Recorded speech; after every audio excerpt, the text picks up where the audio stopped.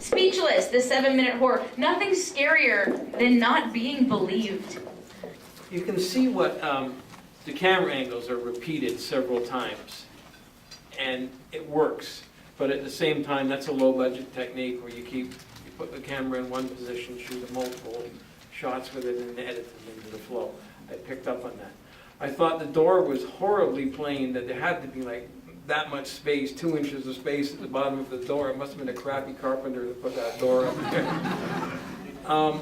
The kid is not believed. That's a standard trope again. I always think of the Twilight Zone episode where William Shatner was the only guy who could see there was a monster on the wing of the airplane and tearing the airplane apart, and no one believed him.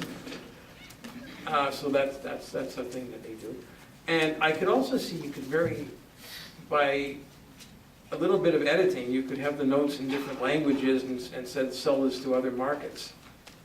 Very easily, just reshoot those shots with French, Spanish, whatever, and they could show this in other countries, and it would work very well.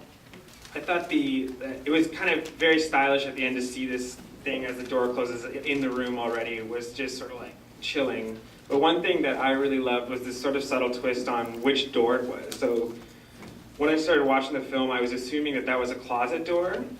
And as soon as I started to realize, oh wait, that's his hallway, like that's his one room of escape, it kind of put a twist on the trope of a monster in the closet. The monster's actually coming into the only place that you can actually leave. And I think that would be something to play up even more, is sort of make it somehow look like that it is a closet, and then making it sort of a twist in the film. And it's really cool that that's the exact same place where the mother comes. Like his protector should, be protecting him, and she doesn't. I actually really thought the mother's character, for being so short of a role, was really interesting because she just looks exhausted and at her absolute wit's end. And although I want to villainize her, at the same time I get that this is probably something she's had to deal with every single night, and tonight's the night it's gonna go bad.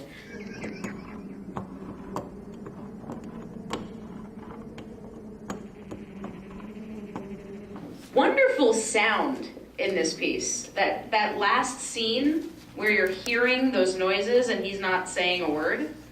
I agree with you about the sound. I feel that they had very effective use of sound. It really makes it feel very, you feel very uneasy when you're watching it, basically. I do have a little bit of criticism though. I felt that scene near the end where you see that shadowy figure, it was very effective as well in really instilling that fear in you, like you see that creature. But once you see his face, that kind of goes away a bit. And I feel like the fear of the unknown is always more resonating than actually seeing the creature. So I think I would have liked it more if I didn't see his face. But other than that, I liked it. It was good.